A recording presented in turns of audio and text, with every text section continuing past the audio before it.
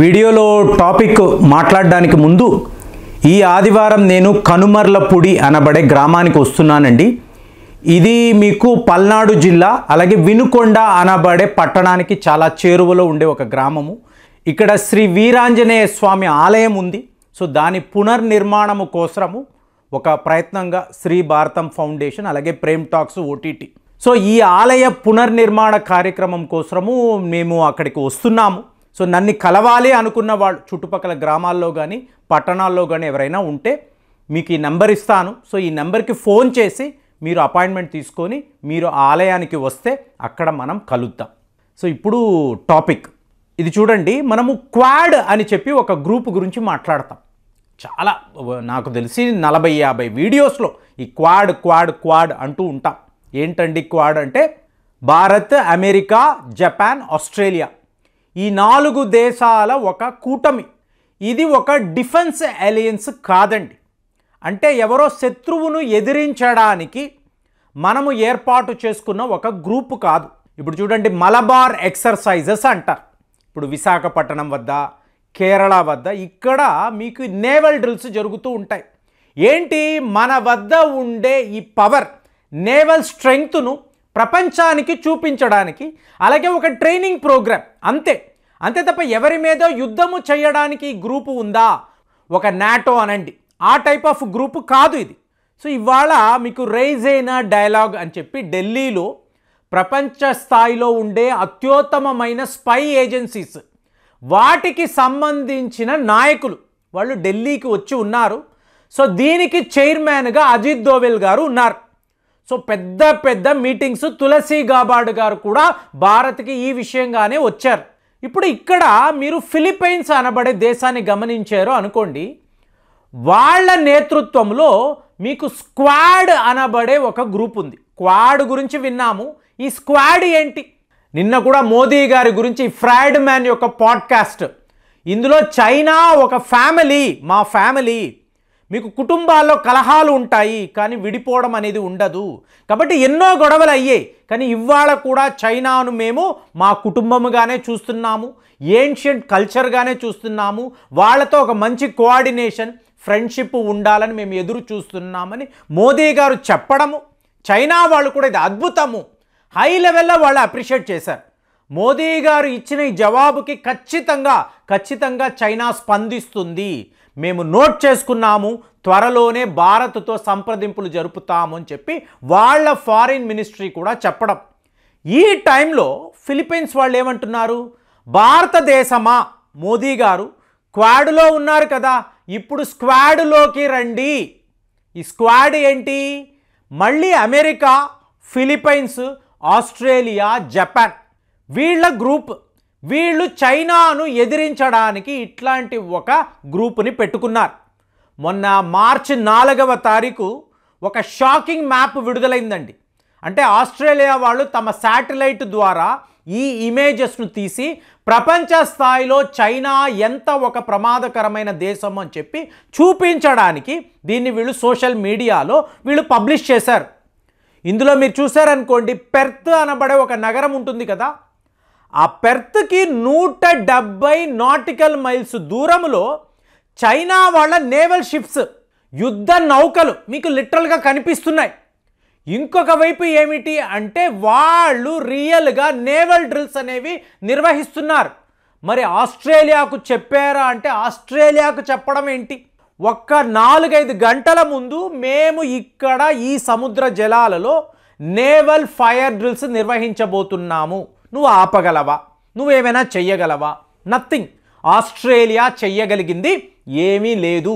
అంటే ఆస్ట్రేలియా చుట్టూర్తా ఇవాళ China navy. ఎందుకండి ఆస్ట్రేలియాని వీళ్ళు బెదిరించాలి అంటే, డొనాల్డ్ ట్రంప్ వచ్చిన తరువాత వాళ్ళ మిత్రదేశము ఇది ప్రమాదములో పడితే అమెరికా సహాయానికి వస్తుందా రాదా? ఒక చిన్న పరీక్ష, టెస్టింగ్. సో ఇది ఆస్ట్రేలియాలో ఇవాళ ఎక్కడ లేని భయాన్ని కలిగిస్తుంది. వాళ్ళు మా భూప్రాంతాలను తీసేసుకుంటే, ఎప్పుడు కూడా ఒక విషయం అండి, చైనా అనబడే దేశము ఎటువంటి యుద్ధము చెయ్యరు, మెల్లమెల్లగా ఇంకొక దేశం యొక్క భూభాగాన్ని ఆక్రమించుకుంటూ వెళతారు. ఒక సందర్భంలో కూడా వాళ్ళు వెనక్కి వచ్చినట్టుగా చరిత్ర లేదు. ఏకైక దేశము వాళ్లను ఎదిరించి మర్యాదగా వెనక్కి వెళ్ళండి అంటే అలాగే అని చెప్పి వెనక్కి వెళ్ళిన ఒకే ప్రాంతము లడాక్, వాళ్లను ఎదిరించిన ఒకే ఒక దేశము భారత్. అంటే ఐ టు ఐ వాడి ఎదురుగుండా కూర్చొని వెళ్ళరా అంటే వాడు వెళ్ళిపోయాడు. సో ఇలా చెయ్యగలిగిన భారత్ మీకు మోదీ గారి ధైర్య సాహసాలు ఎక్కడా భయపడలేదు. మనకన్నా పెద్ద దేశము, మనకన్నా అడ్వాన్స్డ్గా ఉంటారు, నథింగ్. మేము ఇసుమంతా కూడా నీ బెదిరింపులకు లొంగము. ఇది మన భారత్ 2020 నుంచి అనుకరిస్తున్న ఆర్డర్ ఆఫ్ బ్యాటిల్. సో ఇప్పుడు దీన్ని గమనించిన ఫిలిప్పైన్స్ ఈ స్క్వాడ్లో భారతదేశము ఉండాలి, ఖచ్చితంగా ఉండాలి. క్వాడ్లో ఉన్నావు కదా, స్క్వాడ్లో కూడా రా, నువ్వు ఉంటే మాకు బాగుంటుంది. ఎక్కడ? ఢిల్లీలో ఫిలిప్పైన్స్ యొక్క ఉన్నత అధికారి చెప్తున్నాడు. ఇమీడియట్గా జపాన్ అనండి, అమెరికా అనండి, ఆస్ట్రేలియా వాళ్ళు అవును భారత్ ఈ గ్రూప్లో ఉండాలి అని చెప్పి వాళ్ళు కూడా. సో ఇప్పుడు మోదీ గారు చైనా మా ఫ్రెండ్, చైనా మా ఫ్యామిలీ అంటున్నారు. ఈ టైంలో ఫిలిప్పైన్స్ వైపు నుంచి ఇలాంటి ఒక రిక్వెస్ట్. ఎందుకు? చైనాను ఎదిరించగలిగే ఒకే దేశము. మోరవర్ ఇప్పుడు ఫిలిప్పైన్స్కి మనము బ్రహ్మోస్ లాంటి ఆయుధాలు ఇచ్చి ఉన్నామండి. ఎందుకు ఇచ్చాము? చైనాను ఎదిరించడానికే కదా. కాబట్టి నువ్వు మా గ్రూపులో ఉండాలి. మన వరకండి డిఫెన్స్ అలయన్స్ అనేది మనం ఎప్పుడూ ఎవరితోనూ చెయ్యలేదు. ఇంతవరకు మనము పలానా దేశముతో కలిసి ఈ దేశాన్ని ఎదిరిద్దాము. ఇప్పుడు భూటాన్ అన్నాము అనుకోండి, భూటాన్కి ప్రొటెక్షన్ ఇచ్చే బాధ్యత మనది. అంతేగాని భూటాన్తో మనకి అలయన్స్ కాదండి. మన సైనికులు లిటరల్గా భూటాన్ దేశంలో ఉంటారు.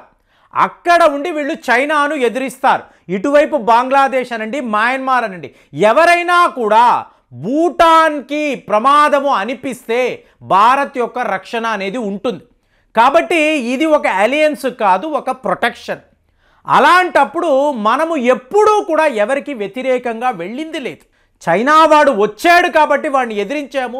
గొడవ అన్నాడు, పదరా చూసుకుందాం అన్నాము. ఒక స్టేజ్లో వాడికి అర్థమైంది ఇది కుదరదు, భారత్తో ఇది కుదరదు, పద వెనక్కి వెళ్ళిపోదామని వెళ్ళిపోయాడు. కాబట్టి ఇవాళ మనము ఉండాలి అని చెప్పి మనకేంటండి, చైనాతో ఇప్పుడు మనకేంటి సమస్య? ఏ సమస్య లేదు. మనం చెప్పింది వాడు విన్నాడు, మనము ఎస్ అంటే వాడు ఎస్ అన్నాడు, నో అంటే నో అన్నాడు. కాబట్టి మనకి ప్రాబ్లం లేదు. కానీ మీరు గమనించారు అనుకోండి, ఒక అగ్రరాజ్యము అమెరికా అని చెప్తారు. ఇదే ఫిలిప్పైన్స్లో గ్వామ్ అనబడే ప్రాంతంలో అమెరికాకు సంబంధించిన మిలిటరీ బేస్ ఉందండి. అలాంటప్పుడు అమెరికా వాడు ఫిలిప్పైన్స్ కలిసి చైనాను ఎదిరించవచ్చు కదా. ఇప్పుడు తాయివాన్తో యుద్ధము అన్నప్పుడు అమెరికా వాళ్ళు మిజైల్ వాల్ని సృష్టించారు అనొచ్చు కదా. మరి స్క్వాడ్లో వాళ్లే కదా ఉన్నారు. ఆస్ట్రేలియాకు ప్రొటెక్షన్ కూడా అమెరికా ఇవ్వచ్చు కదా. మనము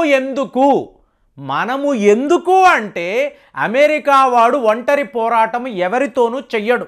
సో ఇక్కడ ఏమైపోయింది, ఇండియా ఉంటే మనము సేఫ్ అనే భావన ఫిలిప్పైన్స్కి కలిగింది. ఈ అమెరికాను నమ్మలేం. ఇది జో బైడెన్ అనండి, డొనాల్డ్ ట్రంప్ అనండి, ఎప్పుడైనా కూడా వీళ్ళు హ్యాండ్ ఇస్తారు. సడన్గా మాకు దీంతో సంబంధమే లేదు అంటారు. మరి అప్పుడు ఎవరు మనల్ని కాపాడతారు? ఏ జపానో, ఆస్ట్రేలియానో, అమెరికానో కాదు, భారతే నమ్మదగిన ఒక సేవియర్.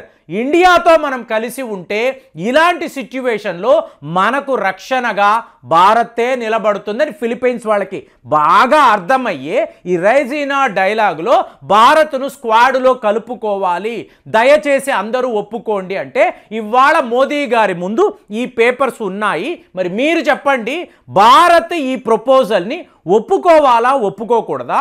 చైనాకు వ్యతిరేకంగా మనము క్వాడ్లో ఉన్నాము కదా అనిపిస్తుంది. క్వాడ్ ఒక మిలిటరీ గ్రూపు కాదు. కాబట్టి స్క్వాడ్ విషయంలో భారత్ యొక్క నిర్ణయం ఎలా ఉండాలి, మీకేమనిపిస్తుంది? ఇండియా యొక్క ఈ స్టేటస్ను మీరు ఎలా చూస్తున్నారు? కామెంట్స్లో రాయండి. మళ్ళీ వచ్చే వీడియోలో కలుద్దాం. జై హింద్.